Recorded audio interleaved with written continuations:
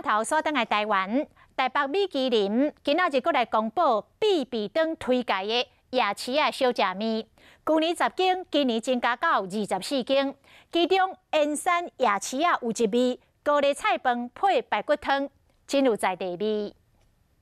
高丽菜饭清芳开皮，搁配一喙炖7、8点钟以上的大骨汤，安尼就是一组内行人上喜意。燕山夜市的高丽菜饭加上排骨清汤，顶上代表编辑美食的年度必比登推荐讲，口味简单，互人怀念。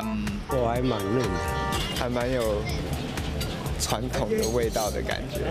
燕山夜市啊，编辑美食顶上米其林必比登推荐的要有4家的肉圆啊，讲是皮 Q 搁饱甜。